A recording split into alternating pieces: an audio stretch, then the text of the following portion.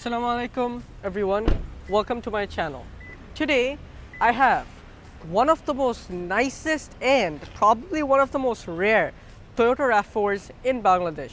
I know a lot of people saw my previous review, but this is the best looking 5th generation Toyota RAV4 in Bangladesh. I reviewed the hybrid variant before in 2021, I'm going to put that on the description, but this is the non-hybrid variant, and just look how beautiful this car actually is. The 6th generation is out, the photos are going to be somewhere on the screen, but because it didn't come in Bangladesh yet, I decided let's finish off with the 5th generation. Let's start this full in-depth review with a little bit of history about Toyota and the Toyota RAV4.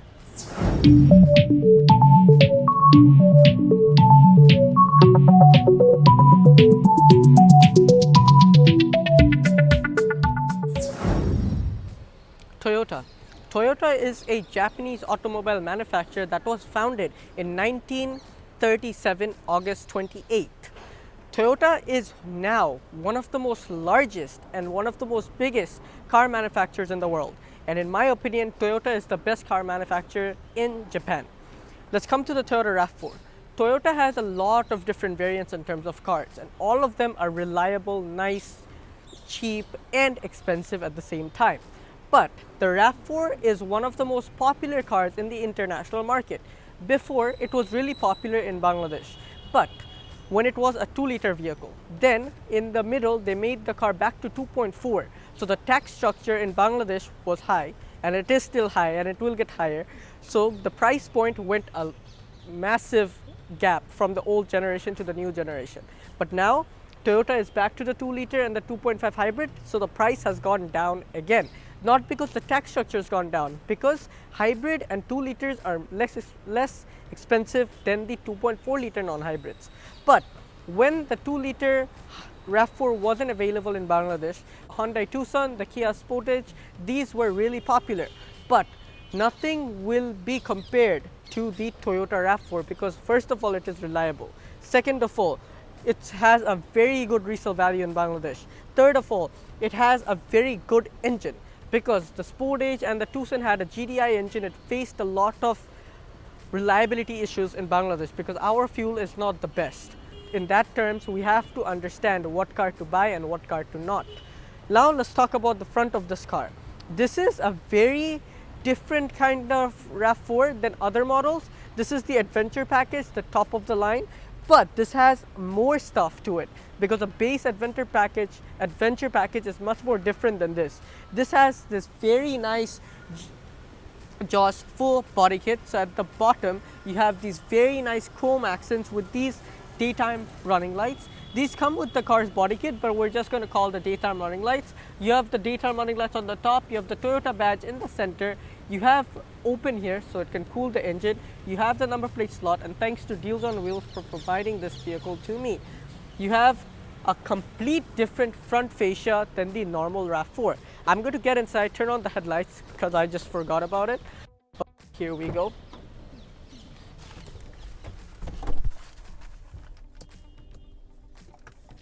Maybe off. So in terms of the headlights are very powerful, it's very durable. You can see you have your daytime running lights on the top, you have your main headlight here, you have the hazards here, and you have the fog lamps here. You have this very nice design in terms of the fog lamps as well. The hood and everything, the RAV4 and the Harrier are direct competitors to each other, but the RAV4 is more like the ruggedy version. The Harrier is more of the comfort version, if that makes sense. Showing you guys the engine of this car, I have to open the hood from the driver's side. So let's quickly do that. The button is located here, and there we open the car's hood. And then there is a slot right here, if I get that open. And then there's a strut here, if I just get this here. So, the engine of the RAV4. Before we come to the engine, let's talk about the competitors of the Toyota RAV4. The Toyota Harrier, the Toyota RAV4, the Honda CR-V, the Nissan X-Trail, the Mitsubishi Outlander. These are direct competitors to each other. But when it comes to Bangladesh, price varies a lot because all of these cars have different engines. Some have 1.5s, some have 2, some have 2.5s, So that's why in the tech structure it gets a bit separated. But when we come to the RAV4, because it's Toyota, it has a very good advantage because of resale value and reliability. But the Harrier has a beautiful market in Bangladesh because people like luxury cars. Because when people are putting 70 to 80 lakhs taka in a car, they're obviously going to buy something that's providing them luxury. But some people want their rugged feeling car and sportier feeling car. So that's why the RAV4 is making its market again in Bangladesh. So let's come to the car's engine. All the air that goes in here goes through this and goes to the car's intake, and then it ventilates the car's engine. Overall, with this engine, you have a CVT transmission, and overall it is producing the power beautifully. And it is one of the most smoothest engines that Toyota has ever built. And it's producing 203 horsepower, 134 pound-feet of torque. Pretty alright, as it's a Toyota reliable engine. Now let's close the engine. Let's close the hood. You have ventilation on the top. If we get this up, it's really hot, but let's get this closer and push that in. There we go. The car has rain sensing wipers. You have to turn that on, and because the RAV4 is the top of the line adventure package, that's why the car has a full panoramic sunroof. But now let's show you the car's side profile. So for the side profile of this car, the RAV4 is the mid-size SUV. The Highlander and the Land Cruiser LC250 or Land Cruiser Prado is the big size SUV. But if you want something smaller than this, you have the Toyota Raze or the Raze Cross or the Toyota CHR, whichever is your convenient. And one of the most popular cars in Bangladesh, the Toyota Corolla Cross Hybrid. So this is way bigger than that, that's why it's more expensive, and you have more room at the rear seat and more room at the trunk. Now let's come to the wheels. I really like the overall contrast of this car because you have these beautiful looking wheels that match the car's overall, fascia. The wheels are 235, 55 R19s. You have 4-piston brakes with strut suspension at the front, and you have multi-link suspension at the back. Overall, you can see how the car is very wide, so that's what makes the car look more ruggedy in terms of my opinion. You have the hazard slide on the side. You have chrome window trims all over the car. You have the roof rails in painted black. You have rain shades on this car. You have keyless entry, so if you just press this button, the car locks, the mirror automatically folds. If you put your hand there, it automatically unlocks and unfolds the mirror. The car also gets these very nice side skirts that match the front and the back of the car. And this is actually a bit more wider than the normal RAV4 in terms of my eyes. But let's open the fuel tank from the driver's side and show you everything about it. Because it's Toyota, that's why you have to open it from the front. But it's pretty simple. You can open it, you can fill the car up.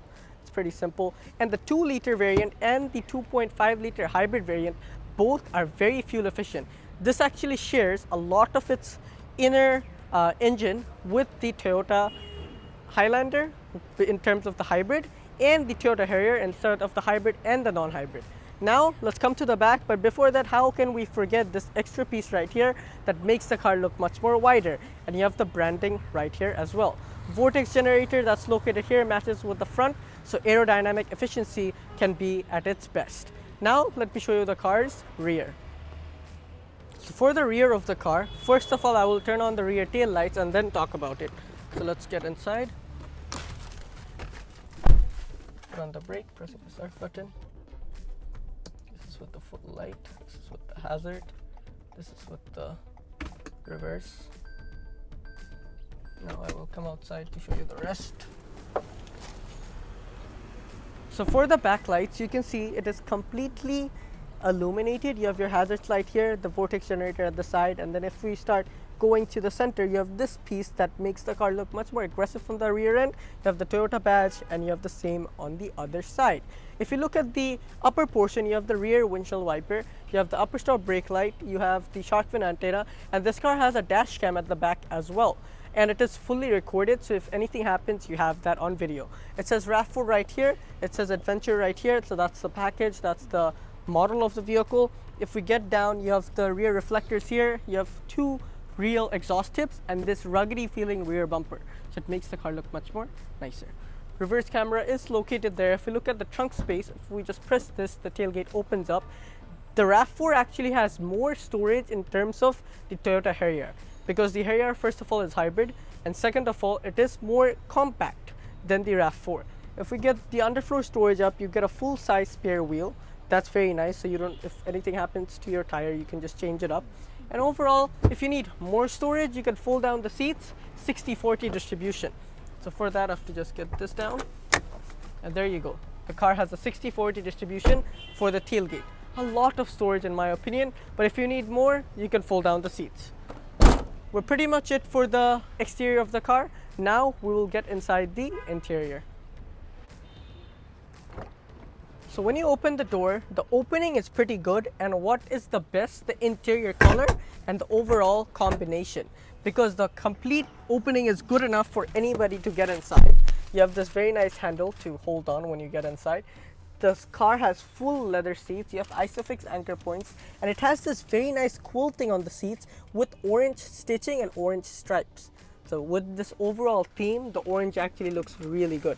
You have two cup holders at the center. You can enjoy the panoramic sunroof, enough knee room, enough headroom.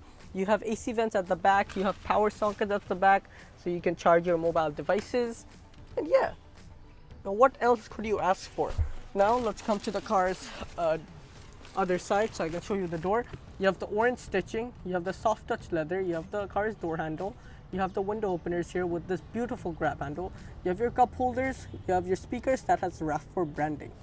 And when you come outside, this part stays covered so your jeans or your trousers don't get dirty when you come outside the vehicle.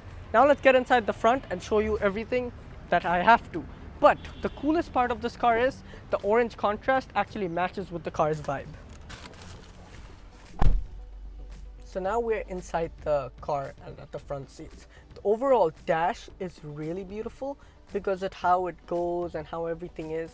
You have soft touch material overall. You have your SRS airbag there. You have your AC vent with this very nice chrome touch here. Orange stitching, orange layout here, a little storage area. If you open this, you have much more storage areas under there. Overall, it actually looks really nice.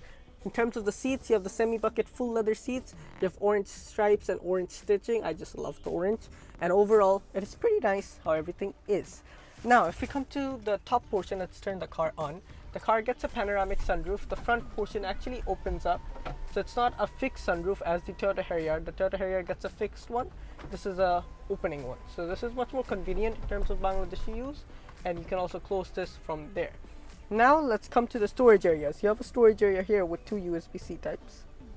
And then you have cup holders with this orange stitching all over.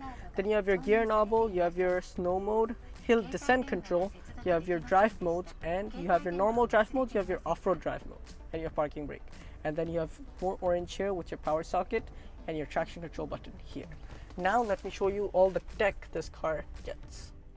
Foot on the brake, pressing the start button, and then everything turns on. First of all, we will start with the rear view mirror. This car gets a full digital rear view mirror, but if you don't want to use it, you can just go back to the normal mirror. And you have these buttons. What are these? The rear view mirror actually records everything. So if you want, you can control it from here and configure it however you want. So you can control the brightness, you can control the adjustments. If you go on adjustments, I can actually lift up the rear camera up and down. And I can control the brightness, I can control where I want it, I can turn it off. I can do a lot of stuff. But let's come to the infotainment. You have your infotainment here, you have your Bluetooth and everything, and you have a very nice reverse camera. So when you put the car in reverse camera turns on. And then if you put it back to park, it goes away. You have your climate control here, you have your 2-zone climate control, very easy to use. And the drive modes are the best because it has the normal, sport and comfort and the off-road modes. The steering wheel is leather strapped, it is nice. You have tilt and telescopic steering, so that's nice. You have a lot of multimedia controls here. And now we will show you the car's instrument cluster and steering wheel. Foot on the brake, turning the car on. This car gets a half digital, half full analog instrument cluster. Overall, it is really nice because you have the RPM right here. You have the car's engine temperature, the fuel gauge, and this center part is completely digital. You can control a lot of stuff. So first of all, you have your eco meter and your eco score for your fuel economy, so that's going to be shown there. Then you have your driving assistance and your navigation. Navigation doesn't work in Bangladesh, so that's why you have a compass there. This is for your audio. This is for the car's four-wheel drive system. So which tire is getting the most power, which one's not. This is your trip information, and this is for configuring the clock. This is for your lane departure assist, your automatic front braking assist, speed limit monitor, and vehicle settings. And if you go to meter settings, you can control the language, the units, and the meter style from here. So you can have the digital as this, or you can have the speedo in the middle. However you want, you can control everything from here. But when you change the driving modes, it actually shows some stuff. So this is for eco, this is for normal, this is for sport, and then if you go on the off-road modes, this is for rock and dirt, and then this is for mud and sand. So when it's on mud and sand, the traction control automatically turns off, and when you put it on snow, it adds some snowflakes on the side. We're going to put it on normal. Overall, it's pretty nice. You have your windshield wiper controls over this side, you have your high beam and hazards on this side, you have your cruise control buttons here with your skip, track, and mode for the AC, and this complete side controls that screen, and this is for the volume.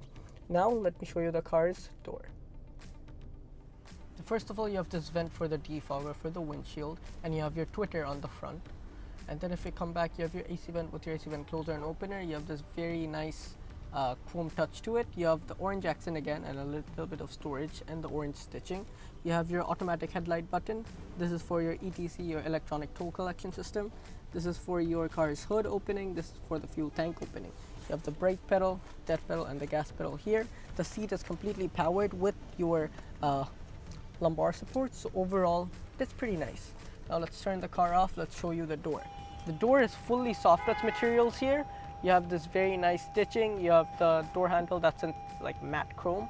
You have a very nice grab handle. This is for your exterior mirror controls, your lock, unlock window lockers, and these are your window controls. You have your bottle holders here, and the speaker covers actually say RAV4 on them. We are pretty much done with this review. So if you like this review, make sure you hit the like button. Don't forget to subscribe. If you need this RAV4, if you like this vehicle, because this vehicle is currently for sale at Deals on Wheels. If you need this vehicle, please contact with them. I'll put their number, Facebook page, and a lot of other information at the description so you can go connect with them.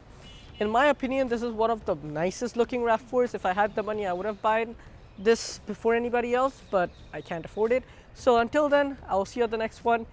And for the price, I will try my best to put it at the description, or you guys can call the dealership and ask them. Until then, I will see you next time. Peace.